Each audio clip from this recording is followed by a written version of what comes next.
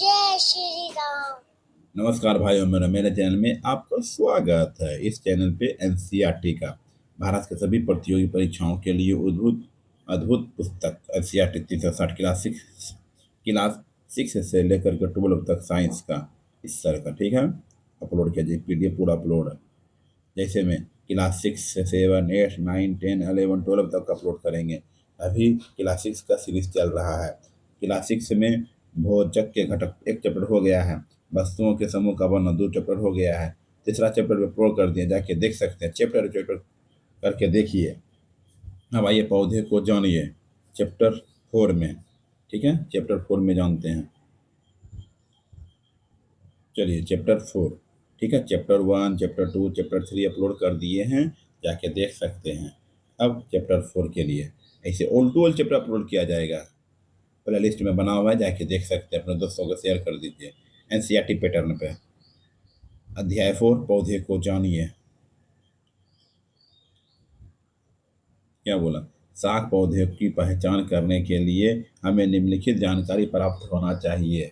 शाक पौधे की पहचान करने के लिए हमें निम्नलिखित जानकारी प्राप्त होना चाहिए। जैसे में अक्सर हमें इनमें शाखाएं देखने की नहीं मिलती है।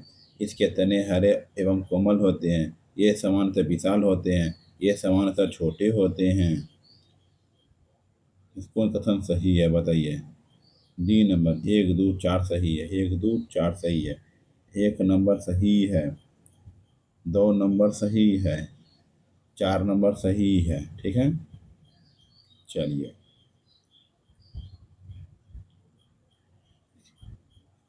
क्लास 6 का चैप्टर 4, ठीक है। चलिए देख लीजिए, फोटो भी बना हुआ है। साग झाड़ी वृक्ष। हम अधिकांश पौधे को 3 समूहों में वर्गीकृत कर सकते हैं।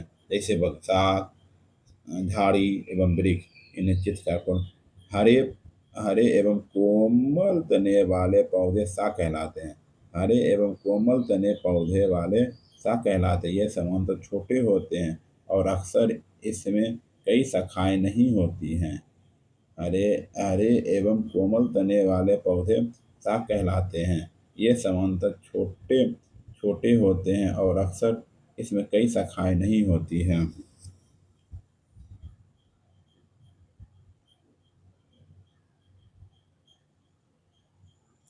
खरपतवार पौधे होते हैं।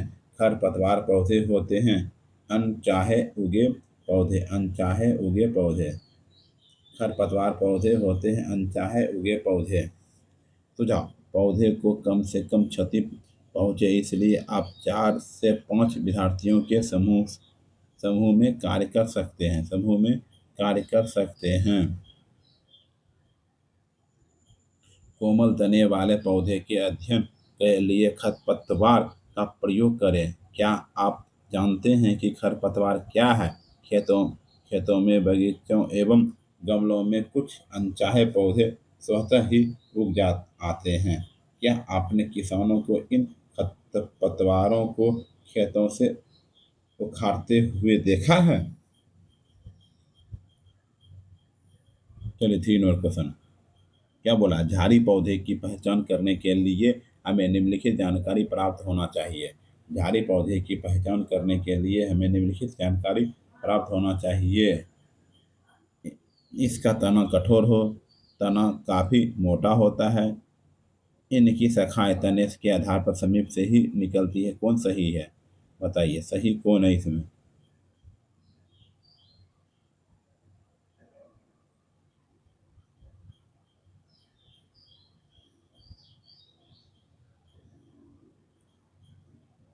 एक और 3 सही है। ये सही है और एक सही है। इसका तना कठोर होता है, इसकी शाखाएं तने से के आधार पर समीप से ही निकलती है। कुछ पौधे में शाखाएं तने के आधार के समीप से निकलती है तथा तना कठोर होता है, परंतु अधिक मोटा नहीं होता है। इन्हें झाड़ी कहते हैं।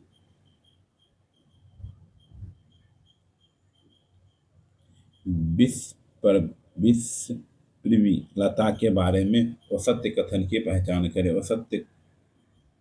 असत्य की इसका तना शिथिल होता है, ये गलत है। ये सब सही है, ठीक है। गलत बोला तो गलत खोजेंगे, गलत सिग्नेचर लगाएंगे। आइए 5 नंबर क्वेश्चन पे। देखिए वहाँ बना हुआ है फोटो के साथ बिसर्पी पौधे, आरोही पौधे। बिसर्पी लता की मुख्य विशेषता यह होती है कि इसका तना कमजोर और लचीला होता है, जिससे जिसे पौधे सीधे खड़े नहीं हो सकते और ये भूमि पर फैल जाते हैं। इन्हें बिसर्पी लता कहते हैं, जबकि कुछ पौधे सहायता से ऊपर चढ़ जाते हैं। पौधे कौन से होते पौधे कौन कौन से होते पौधे कौन कौन से होते हैं? उपयुक्त सभी, उपयुक्त सभी होते हैं, शाक झाड़ी वृक्ष, ठीक है। पौधे कौन कौन से होते हैं? सभी होते हैं।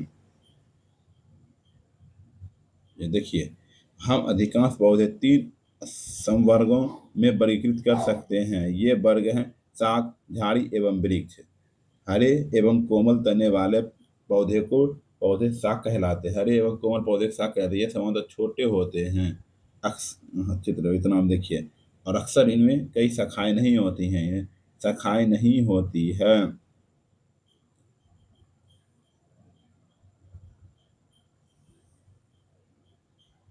ऐसे पौधे जो अन्य वस्तु के सहायता से ऊपर चढ़ जाते हैं कहलाते हैं। ऐसे पौधे जो अन्य वस्तु के सहायता से ऊपर चढ़ जाते हैं कहलाते हैं आरोही कहलाते हैं। क्या कहलाते हैं? आरोही कहलाते हैं, ठीक है, आरोही कहलाते हैं।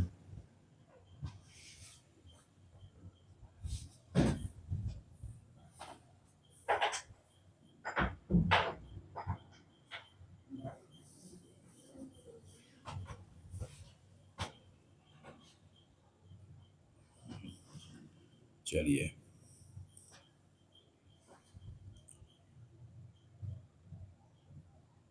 क्या है? कमजोर तने वाले पौधे सीधे खड़े नहीं हो सकते हैं और ये भूमि पर फैल जाते हैं। इन्हें विसर्पी लता कहते हैं। जबकि कुछ पौधे सहायता से ऊपर चढ़ जाते हैं।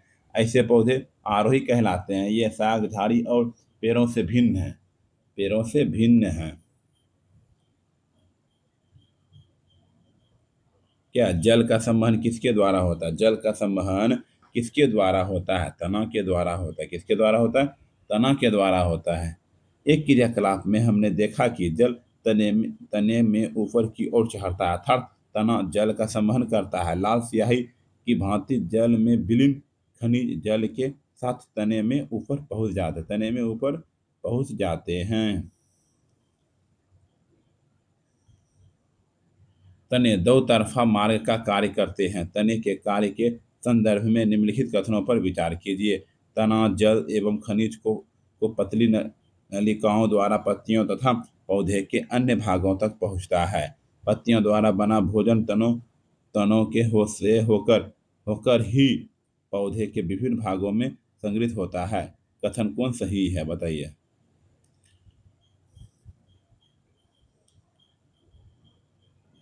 सी, दोनों सही है, ठीक है, दोनों सही है। आइए क्रियाकलाप। एक क्रियाकलाप में हमने देखा है कि जल तने में ऊपर की ओर चढ़ता है, अर्थात तना जल का संवहन करता है। लाल सियाही की भांति जल में विलीन खनिज जल के साथ तने में ऊपर पहुंच जाते हैं। आलू में यह मंड पौधे के अन्य भाग से आकर एकत्रित हो जाता है, परंतु पत्तियां प्रकाश और हरे रंग के एक पदार्थ की उपस्थिति में अपना भोजन बनाती है। इस प्रक्रिया में जल एवं कार्बन डाइऑक्साइड का उपयोग करती है। इस प्रक्रम को प्रकाश संश्लेषण कहते हैं। इस प्रक्रम को प्रकाश संश्लेषण कहते हैं। इस प्रक्रम में ऑक्सीजन निष्कासित होती है। पत्तियां द्वारा संश्लेषित भोजन अंततः पौधे के विभिन्न भागों में मंडल के रूप में संग्रहित हो जाता है। अब तक हमने जो क्रियाकलाप किए उनसे हमने देखा कि तना पत्ती को जल पहुंचाता है। पत्ती जल का उपयोग अपना भोजन बनाने के लिए करती है। पत्तियां से जल की कुछ मात्रा का ह्रास वाष्पोत्सर्जन द्वारा होता है। तने और पत्ती को जल कैसे प्राप्त होता है? यह कार्य जड़ें कहला जड़ें जड़ें करती है। पौधे का कौन सा भाग पूरे पौधे को पानी का संचालन करता है? पौधे का कौन सा भाग पूरे पौधे को पानी का संचालन करता है? तना। क्या है? तना, तना, तना, तना। हमने जो क्रियाकलाप किए उस उनसे हमने देखा कि तना पत्ती को जल पहुंचाता है। पत्ती जल का उपयोग अपना भोजन बनाने के लिए करती है। पत्तियां पत्तियां से जल की कुछ मात्रा का ह्रास वाष्पोत्सर्जन द्वारा होता है। क्या होता है? वाष्पोत्सर्जन द्वारा होता है। पत्ती पत्ती का वह भाग जिसके द्वारा वह तने से जुड़ा होता कहलाता है पर्णवृत्त। पत्ती का वह भाग जिसके द्वारा वह तने से जुड़ा होता है कहलाता है पर्णवृत्त। पत्ती का वह भाग जिसके द्वारा वह तने से जुड़ी होती है पर्णवृत्त कहलाता है। पत्ती के चपटे हरे भाग को फलन कहते हैं। हरे भाग को फलन कहते हैं। पत्ती का चपटा हरा भाग को क्या कहा जाता है? फलक कहा जाता है। क्या कहा जाता है? फलक। पत्ती का वह भाग जिसके द्वारा वह तने से जुड़ी होती है पर्णवृत्त कहलाता है। पत्ती के चपटे हरे भाग को फलन कहते हैं। फलन कहते हैं। पत्तियों के संदर्भ में निम्नलिखित में से कौन सा कथन सही है? पत्ती में पर्णवृत्त और फलक होते हैं। पत्ती में पर्णवृत्त और फलक होते हैं। ठीक है।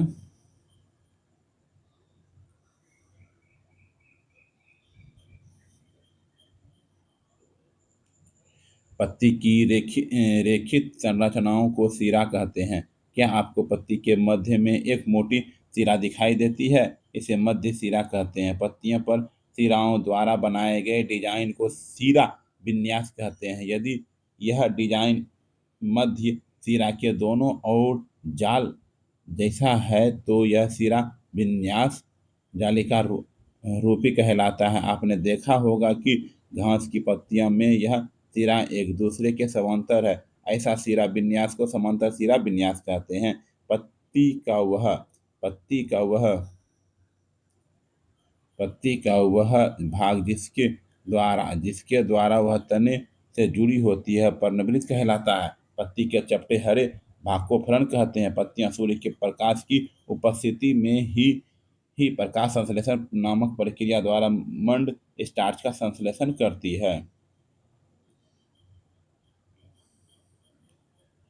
जड़ों के संदर्भ में निम्नलिखित कथनों पर विचार कीजिए तथा वो सत्य की पहचान कीजिए। जालिका रूपी सिरा विन्यास युक्त पत्तियों वाले पौधे की जड़ें रेशेदार होती है। ठीक है। वो सत्य।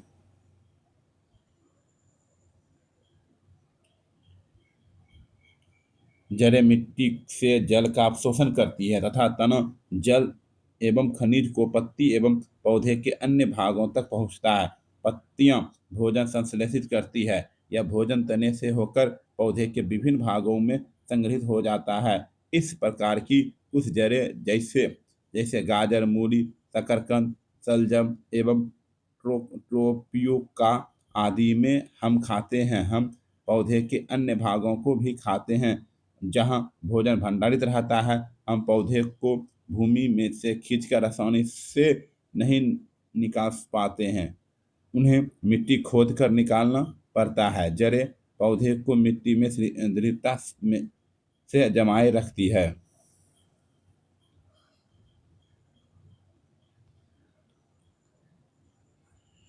रेशेदार जड़ प्रणाली आमतौर पर एक बीजपत्री पौधे में पाई जाती है जिनमें समांतर सिरा विन्यास होता है, न कि जालिका रूपी सिरा विन्यास। जालिका रूपी सिरा विन्यास युक्त पत्तियों वाले पौधे की जड़ें मूसलाधार होती है। क्या होती है? मूसलाधार होती है। निम्न में से कौन एक जड़ नहीं है? कौन सा एक जड़ नहीं है? जड़ नहीं है। आलू जड़ नहीं है। आलू जो है जड़ नहीं है। आइए 15 नंबर पे।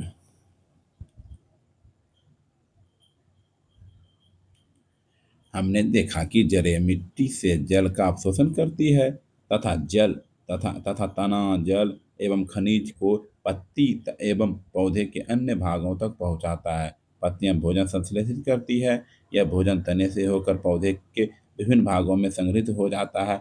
इस प्रकार की कुछ जड़ें जैसे गाजर, मूली, शकरकंद, शलजम एवं ट्रोपियोका आदि को हम खाते हैं। हम पौधे के अन्य भागों को भी खाते हैं। यहाँ भोजन भंडारित रहता है। आलू एक जड़ नहीं है, बल्कि यह संशोधित तना है, जिसे कंद कहते हैं। कंद कहते हैं। पौधे के प्रकाश संश्लेषण के लिए आवश्यक नहीं है ऑक्सीजन। पौधे के प्रकाश संश्लेषण के लिए आवश्यक नहीं है ऑक्सीजन। क्या है? ऑक्सीजन। कच्ची आलू में भी मंड उपस्थित होता है। आलू में यह मंड पौधे के अन्य भाग से आकर एकत्रित हो जाता है, परंतु पत्तियां प्रकाश और हरे रंग के एक पदार्थ की उपस्थिति में अपना भोजन बनाती। इस प्रक्रिया में जल एक कार्बन डाइऑक्साइड का उपयोग करती है। इस प्रक्रम को प्रकाश संश्लेषण कहते हैं। इस प्रक्रम में ऑक्सीजन निष्कासित होती है। पत्तियों द्वारा संश्लेषित भोजन अंततः पौधे के विभिन्न भागों में मंडल के रूप में संग्रहित हो जाता है। जड़ें मिट्टी के अवशोषित करती है। जड़ें जो है मिट्टी को अवशोषित करती है। सही कथन को चुनिए। कथन 2 और 3। कथन 2, पानी और खनिज। जड़ें मिट्टी से जल का अवशोषण करती है तथा तना जल एवं खनिज को पत्ती एवं पौधे के अन्य भागों तक पहुंचाता है। पत्तियां भोजन संश्लेषित करती है। यह भोजन तने से होकर पौधे के विभिन्न भागों से में संग्रहित हो जाता है। इस प्रकार के की कुछ जड़ों जैसे गाजर, मूली, शकरकंद, शलजम एवं ट्रोपियोका आदि को हम पाते हैं कि हम पौधे के अन्य भागों को भी खाते हैं। यहाँ भोजन भंडारित रहता है। स्त्री केसर का भाग नहीं है परागकोश। स्त्री केसर का भाग नहीं है परागकोश। ठीक है। मृत्तिका, अंडाशय, स्त्री केसर के भाग देख लीजिए क्या है। 17 नंबर, 18 नंबर तक क्वेश्चन देखते हैं। चलिए 18 नंबर पे पुंकेश्वर का भाग नहीं है। पुंकेश्वर का भाग नहीं है। एनसीईआरटी देखिए पैटर्न से है। पुंकेश्वर का भाग नहीं है वर्तिका। पुंकेश्वर का भाग नहीं है वर्तिका। बीजांड पाया जाता है अंडाशय में। बीजांड पाया जाता है अंडाशय में पाया जाता है। देख लीजिए भाई। अंडाशय की कीट को सूखने से बचाने के लिए प्रत्येक काट सेक्शन पर जल की बूंद रखिए। आवर्धन लेंस की सहायता से अंडाशय की आंतरिक रचना का अध्ययन कीजिए। क्या आपको अंडाशय में छोटी छोटी गोल संरचनाएं दिखाई देती है? इन्हें बीजांड कहते हैं। अतः अंडाशय में बीजांड पाया जाता है। निम्नलिखित में से औसत्य कथन कौन है? स्त्री केसर का सबसे ऊपरी भाग अंडाशय होता है। स्त्री केसर का सबसे ऊपरी भाग अंडाशय होता है। आइए अब एक पुष्प के अंडाशय की संरचना का अध्ययन करें। यह स्त्री केसर का सबसे निचला एवं फूला हुआ भाग है। फूलों के संरचना भिन्न भिन्न प्रकार के पौधे से अलग अलग होती है। कुछ फूलों में पुंकेश्वर नर प्रजनन अंग और स्त्री केसर मादा प्रजनन अंग की संख्या बराबर हो सकती है, लेकिन कई फूलों में चलिए एनसीईआरटी पैटर्न 20-21 नंबर पर आते हैं। 4 लेसन कंप्लीट हो गया। ठीक है। 5वां लेसन अगले वीडियो में मिलते हैं। चौथा लेसन कंप्लीट हो गया। फूलों में ऐसा नहीं होता है कि फूलों में पुंकेश्वर, स्त्री केसर या दोनों अनुपस्थित हो सकते हैं, जिससे कि एक लिंगी हो जाता है।